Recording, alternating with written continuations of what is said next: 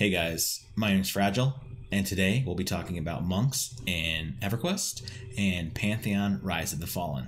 Let's go. Let's go.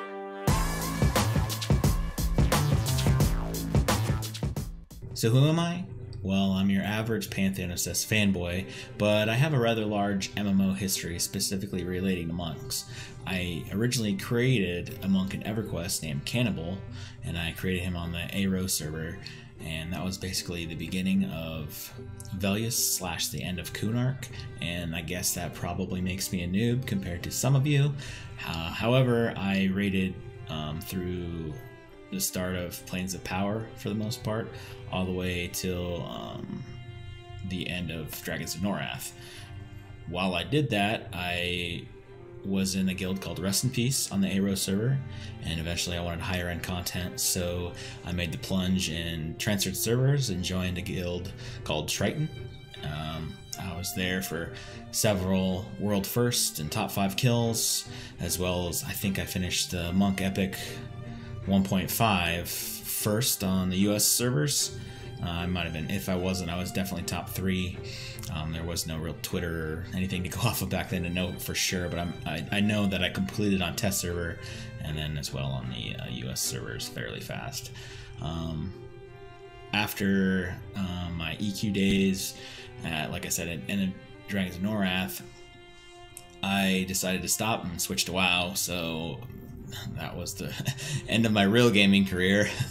But anyway, enough about me, and let's talk about Pantheon Monks. So first, we know that EQ is basically a large catalyst for the monk class for Pantheon, and the EQ monk before AAs pretty much had 3 main skills, and that was Feign Death, Mend, and flying kick or kicks, punches, dragon punch, tail strike, or whatever. But this is seemingly mirrored into the framework, the version of the class in Pantheon. So if you look at their class page, it says the monk's roles DPS, off tank, and utility, and that was also how it was in EverQuest. So if we break down the DPS, which that's a given, and I do think that monks will be a strong damage dealer. I know a lot of people have been posting kind of other things and concerns about the monk and where it might be and where it might land. However, if you look back at the EverQuest monk, it was actually top tier DPS for a very substantial amount of time, at least during like the heyday of EQ before they kind of went off course and added mercs and all that other crap that they did. Anyway, if you look at the off tank role, well, here's another correlation back to the EverQuest monk. So back before Plains of Power, and even in the beginning of Plains of Power, I think this is when it occurred anyway, monks were like basically the strongest tank in the game on group content, small dungeon content, anything like that. And even in early Plains stuff, they couldn't really hold threat, and so that was their downfall. But they were so strong of a tank that they actually needed to get nerfed. And so, Sony at the time came in and nerfed them and nerfed them and nerfed them and nerfed them into the ground. So finally, they'd start getting, once they took a hit, it was substantial, and then warriors could finally be the big mule of the tanking class for a long time. But anyway, I don't think monks in Pantheon will be overpowered like that to any extent. And if you listen to what Joppa or Chris Perkins says about the monks and their off-tank role, it sounds more like they're going to be a burst tank, and that's kind of what he says. And what's that mean? I believe he's referring to cooldowns and their snap taunting ability. So if you kind of catch a monk trying to tank outside of those defensive abilities, they probably will be a bit squishy. They don't have high armor class, they're leather. And so without those other tools to mitigate the damage, and obviously they're going to have high avoidance, but you still get chunked, and avoidance healing is usually harder to do than any sort of mitigation healing. So, I mean, that's where they're going, I believe. However, look at the utility of the monk, and that's probably where the monk shines the most. Yes, there will be DPS. Yes, they can off-tank in a pinch. But their utility, and specifically Feign Death, it's going to be crazy survivability, and it's going to be pulling ability, threat reduction. It's pretty much the best oh shit button there is in like the game, in MMOs in general. So add that with the self-sustained utilization of self-healing that the monks will have. I mean, if you look at their class site, you can see several different abilities that have class self-healing. It's going to be a big deal, and I think a lot of people are kind of pigeonholing monks down, but you better watch out for the monk. Now, since we have broken down the roles of the monk, and like I said, the DPS off-tank utility, let's take a look and see what they bring to the hypothetical table, and what else do we know about the class. Well, lore-wise, they have always been like very unique as far as using martial weapons and hand-to-hand weapons, and they wear mainly leather or monk-specific armor. Racially, they've always fit really either the human or maybe like one other race, and EQ is Ixar, kind of to balance things out as far as deities and things like that. However, if you look at Pantheon, they have them listed in their race class matrix available for the Archai, Darkmer, the Human, and the Scar, which is basically double the amount of races that EQ had.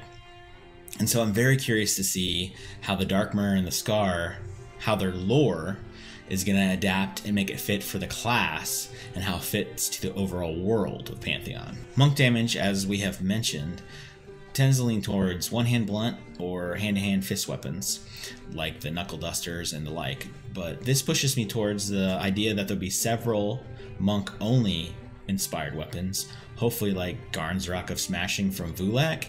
I mean, how classic was that? But hopefully this will make monk gearing a little bit easier, especially since, as of right now, they only share armor type with the Druid. And speaking of the Druid, shout out to Ghastly for pointing this out. And it looks like there may be some really sweet synergy with the Druid class when you look at Herod's Rescue, which is a Druid-only ability that will essentially teleport a group member that's out of range back to the Druid or back to the tree where they had placed their tree. So that should hopefully really synergize well with Feign Death split pulling.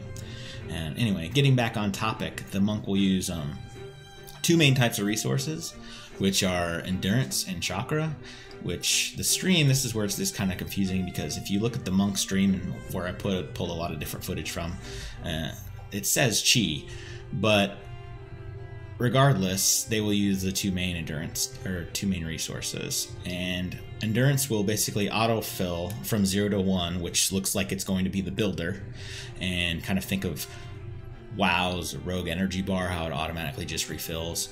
And then chakra, which seemingly will be your spender, which is probably your bigger attacks, your self-healing, and other utility type abilities. Speaking of which, there are more abilities and skills listed on the class website, the class page, that I don't really want to go into, but it has a better overall description of the class and more stuff talking about the monk and specific skills. And I'll have a link to that in the description below. Overall, I see the Pantheon Monk currently being very undervalued by the community, especially when you look at the poll data, which isn't absolute, of course, but it looks like it'll be very heavily underplayed. And I mean, that's fine with me, because when it comes to loot, less is more, and more for me, because hashtag loot whore, right? I think there'll be a very strong DPS class in Pantheon, but probably a fairly weak tank, and one you wouldn't necessarily rely on to tank for your group. I mean, obviously different comps are going to be different, and playing with friends versus pugs is going to be different, but overall, like in a raid environment, you're not going to want them to tank the boss, etc. They'll have strong defensive cooldowns, of course, to keep them relevant in that department, but it's not the way they're going to be coursed out over time. Also, don't sleep on their utility, as it will be super strong. Like, FD and self-healing have always been pretty damn OP. So a little bit of real talk going off script here, guys, is I want to talk about Feign Death splitting and hard content, and why the monk kind of really shines and how it works. And so everyone knows what Feign Death does, so you pull a mob and you hit your Feign Death hotkey, and the mob will stop chasing you. It thinks you're dead. That's the whole like concept of the ability. Well, when you're split pulling, you're constantly looking for the mechanics of the mob, whether it's casters or certain melee mobs with stuns or charges and things like that. So you're looking for ways to split the mobs from each other using either feign death, walls, or other utility spells to get distance between you, the mob, and the mob and the mob. So then you can then single pull, which is then crowd control, things like that, that the enchanter, or if you didn't have one or a bard or anything like that, that's what the monk's role could be. Now this is extremely important in higher tier content when you can't just pull 3-4 targets at a time. You're gonna have to split, and this is why monk is so crazy, especially if you look at least right now the class pages. There's nothing else with this ability, it's just monks. And so I think in the raid game, the hard content game, the monk is gonna be a pretty big staple. Now, what else about the monk? And I think you have to look at kind of the extra stuff they can do because of feign death. And like, say you're wanting to join a group and the group is into the dungeon a little bit.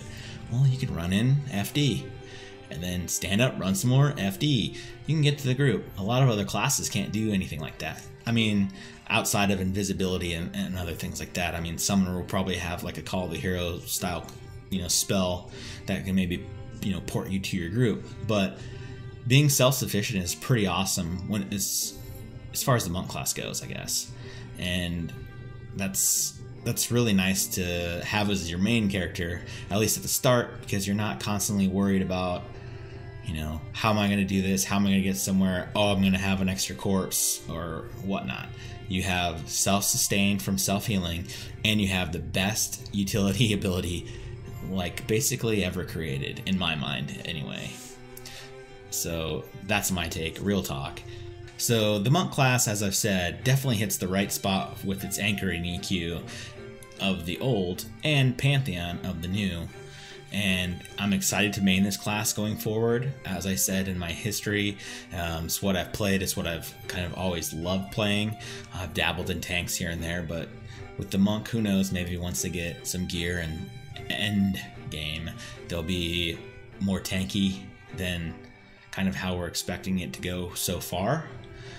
But I do want to say thanks for watching, as it is my very first Pantheon YouTube video. And if you liked it or hated it, hit one of the thumbs below.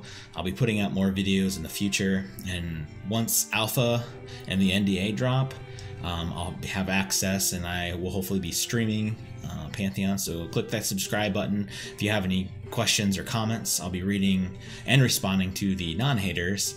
I'll also have a link to my future stream in the description for when Pantheon goes NDA free. Thanks again for watching. Bye guys.